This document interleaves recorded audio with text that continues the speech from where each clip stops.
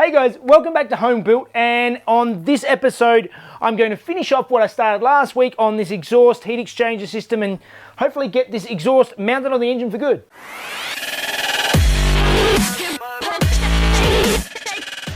Alright, so those of you who were following along last week will have seen that I actually made up my own heat exchangers for the exhaust on this car.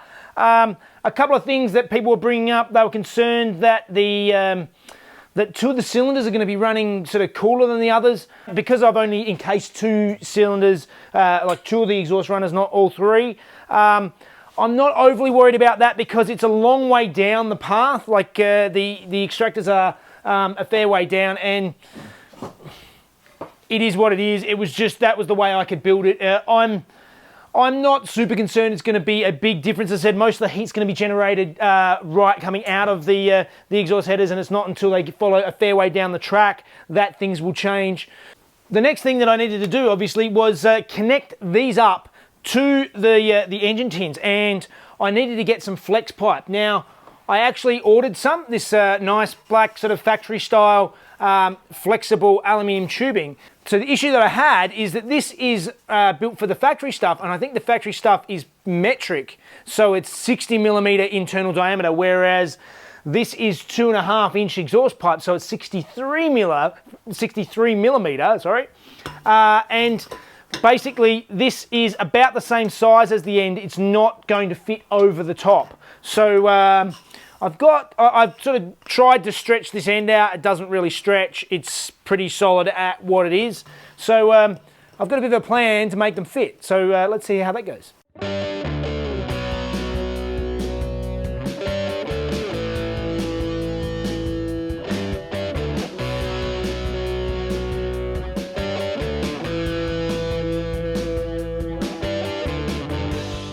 Alright, that works quite well. Basically what I'm doing is I'm putting an insert inside of the, imagine that is the heat exchangers that I got on there, the same size tube. I just cut a slot out of one of the bits and enough of it out so that I can actually fit one inside the other, like so, and then the tube fits on. Voila! So that is going to do quite nicely. So now all I need to do is go around and make a few more of these up to fit onto the car. Those kookaburras are loud.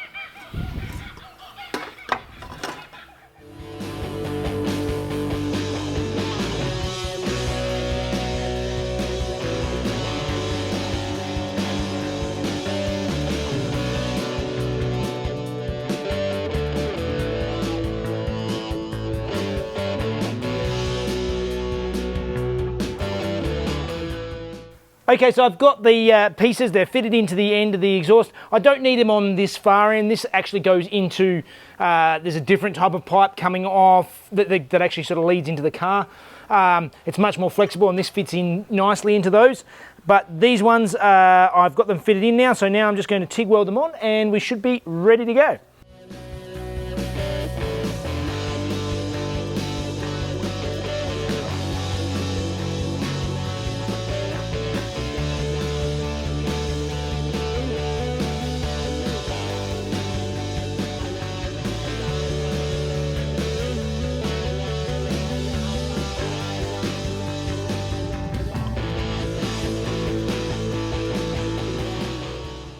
Alright, so those bits welded on really nicely, and I thought while I've got the TIG welder out, and before I can mount this permanently, what I need to do is get it ready for the ECU that I'm going to put on this car. And to do that, I'm actually installing wideband oxygen sensors, two of them, one on each bank. So now I need to work out the place to put the sensors, and thankfully Raceworks has come to the rescue again. Can't say enough good things about Raceworks. They've actually supplied the genuine Bosch wideband sensor and the little weld-on bung. So I've just put the exhaust back on here now, so I can work out the exact placement I want for the bung, so that I can get these wideband sensors on and they sort of work properly, clear everything, and run nicely. I think I'm going to actually mount them on either side of the exhaust here, and that should do me quite nicely. So let's take this back off again, drill some holes, and mount up some wideband sensors.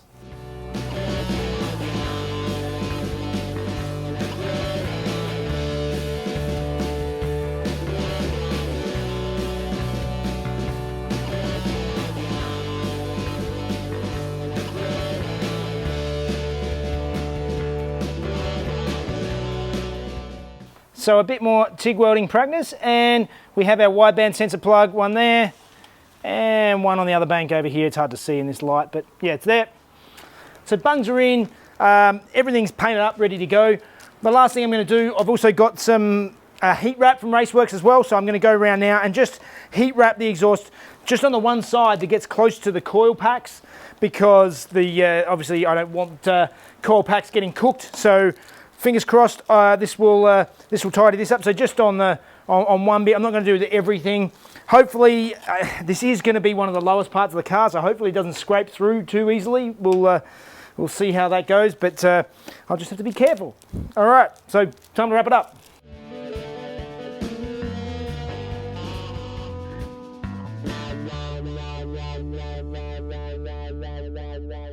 Now, I'm a complete beginner at exhaust heat wrapping, but basically the school of thought is to start with the most difficult ones to get to first, and the hidden ones. So I started with this individual runner here. I only want them to wrap them here. I've used a cable tie temporarily to hold this. Obviously that is not going to stay there. I have some stainless steel ties here. They'll go onto it. This is just temporary, just to make sure I've got everything right before I go ahead. I've already cut one piece too short, so that's obviously a bit of trial and error. But now I'm going to go through and wrap from this end all the way down, and then just do this end bit, and we'll see how that comes out. It's going to be interesting because I can't fit the roll all the way through. I need to cut a piece, and I just don't want to cut them too short. So let's start wrapping the rest.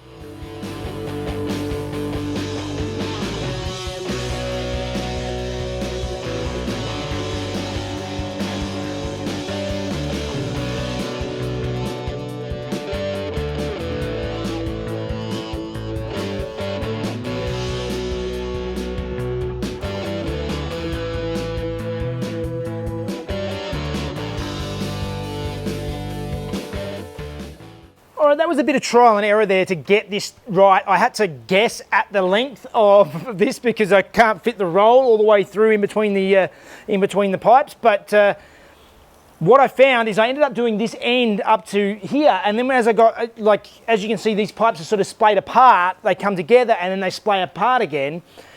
By doing that, coming this way, what would happen is, because I was going from thin to thick, there'd be a lot of loose bits on the outside because obviously it's a fixed strip. Basically, what I found is it was much better to start from thick and then go towards thin, because then you're sort of wrapping in the loose side each time as you're going around.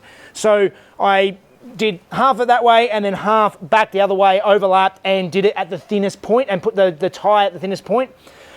That's what I found seems to be the best method, the nicest, tightest wrap I could get. So I'm really happy with that. So now it's time to just tidy it up. I put one stainless steel tie on here. I need to replace this cable tie with a stainless steel tie.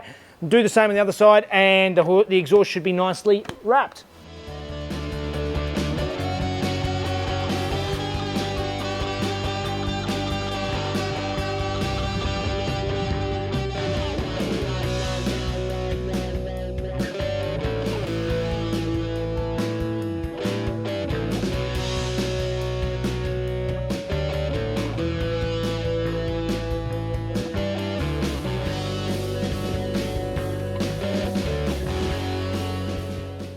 Okay, so I'll go a little bit over the heat exchanger thing again. Lots of comments in the previous videos about how inefficient these things are and stuff like that. At least where I am in Australia, it doesn't get that cold. It gets cool where I am. I mean, the coldest it ever gets on the coldest morning of the year where I live is maybe -4 degrees Celsius.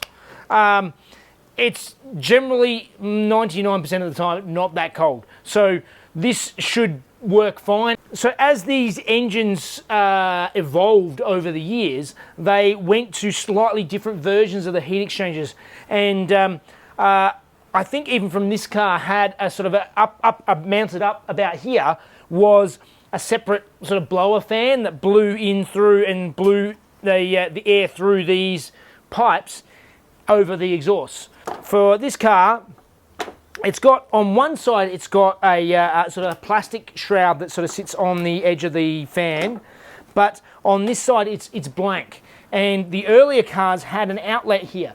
So what I'm going to do is match what the earlier cars did for blowing air on this side of the exhaust, and I'm going to get my exhaust bend, and I am going to do what the previous cars had, and I'm going to weld in a piece here so I can join the pipe up and blow hot air through the heat exchangers. So time to do a little bit more fabrication and just make this piece fit this car.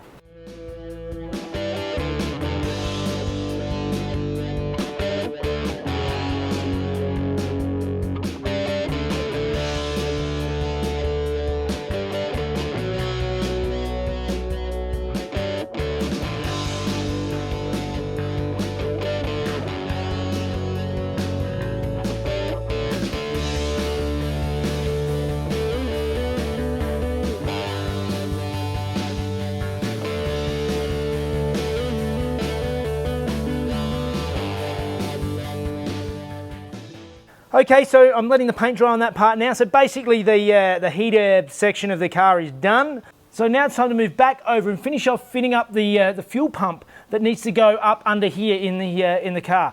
I started it, as some of you might have seen a few weeks ago. I put the hard fuel lines through. So now it's just a matter of putting some fittings onto them and connecting up the fuel pump.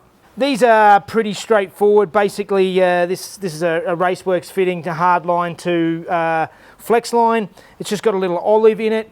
I just need to put the one end on first, put the olive on, screw it up. Really easy.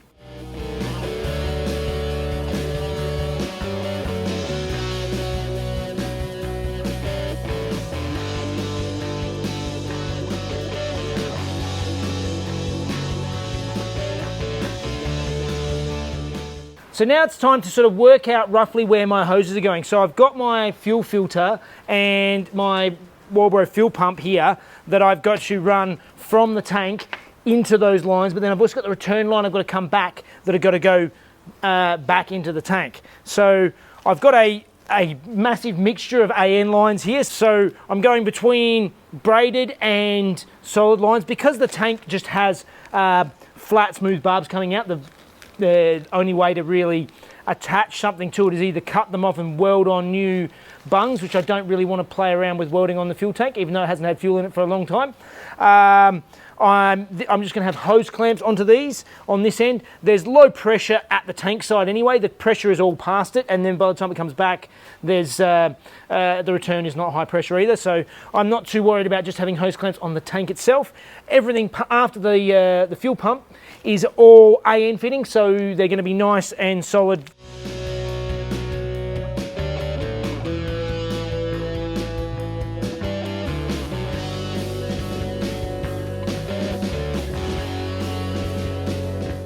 So I thought I had this fuel pump thing all sorted. It was going to sit up here, and basically it was going to have these brackets holding onto it, bolting on to the steering rack mounts up here, and I just have these brackets bolting on like this. What I didn't think about is the fact that I can't actually do the bolts up because it's not a straight enough run that you can't get a socket up here. I have to do it with a ring spanner, and I need to come in from from back over here, so it's just not going to happen. So that means a rethink.